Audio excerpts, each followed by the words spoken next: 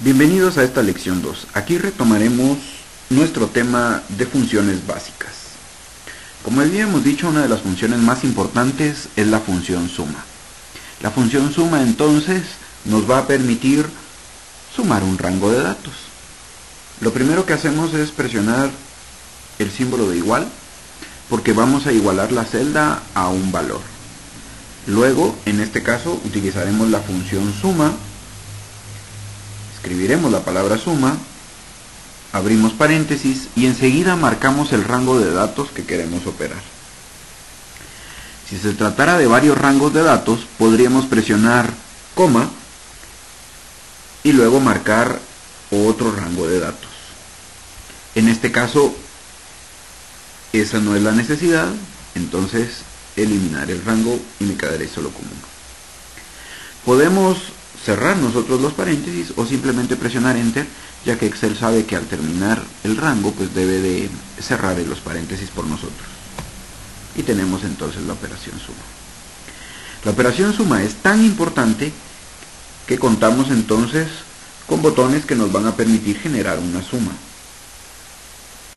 Adicionalmente, el botón de sumatoria cuenta con otras operaciones básicas que se crean o se escriben de la misma manera que la operación suma, como la función promedio, como la función contar, como la función máximo y mínimo.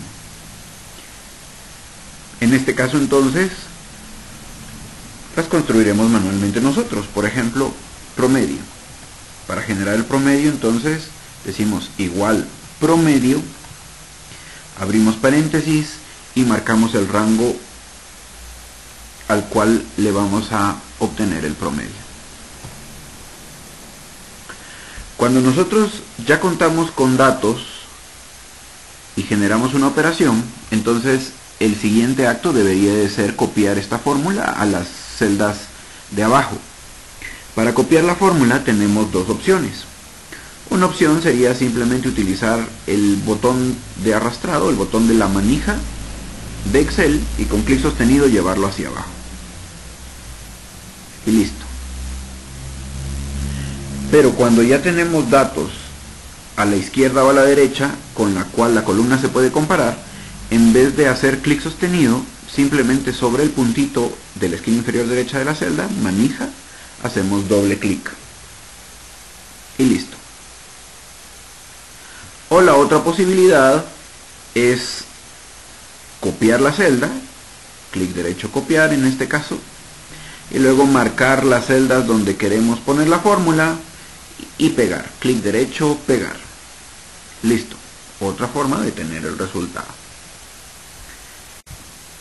En realidad estas acciones de Excel que nos permiten copiar las fórmulas tienen un nombre. Y ese nombre se conoce como referencia relativa. Si nosotros observamos, por ejemplo, la primera fórmula que creamos, en este caso, nuestro ejemplo dice suma del rango B2 de 2. Obviamente, si nosotros lo que vamos a sumar es la siguiente fila, entonces en la siguiente fila, al cambiar el número de fila, ahora es B3 de 3. Y en la siguiente es B4 de 4. Esto es lo que se conoce como referencia relativa. Excel entonces toma por parámetro una fórmula y lo único que tiene que hacer en las siguientes celdas es cambiar el número de fila. A eso entonces se le llama referencia relativa. Pero no siempre la referencia relativa nos conviene. Vamos a ver un caso donde nos convenga, en este caso utilizando una fórmula. Vamos a colocar notas 3. Esto quiere decir que en este caso tenemos 3 notas, las de enero, febrero y marzo, y eso nos va a permitir entonces hacer una operación.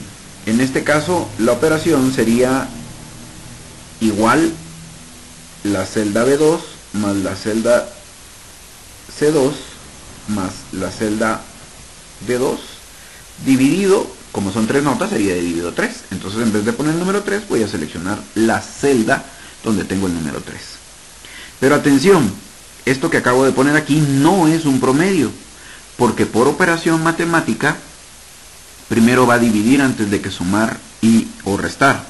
Entonces si yo presiono Enter en este caso, el resultado me da 190. cosa que no es cierta si voy a necesitar un promedio. Tengamos en cuenta entonces que en este caso el primero está dividiendo y después sumando los demás valores, porque la matemática dice que multiplicación y división se ejecutan primero. Para que esto no pase y sume primero antes de dividir, encierro dentro de paréntesis y listo. Ahora, el problema es sencillo. Si copio la fórmula hacia abajo, obtengo errores. ¿Por qué obtengo errores? Porque la referencia relativa en este caso ahora no funciona. Resulta que pues está bien, para la siguiente fila él va a cambiar las direcciones de las filas. Entonces va a poner B3, C3, D3, pero también va a poner E11. Y al poner E11, pues obtenemos un error de división. Aquí se puede apreciar entonces cómo él está marcando E11. Y en el siguiente valor va a poner E12.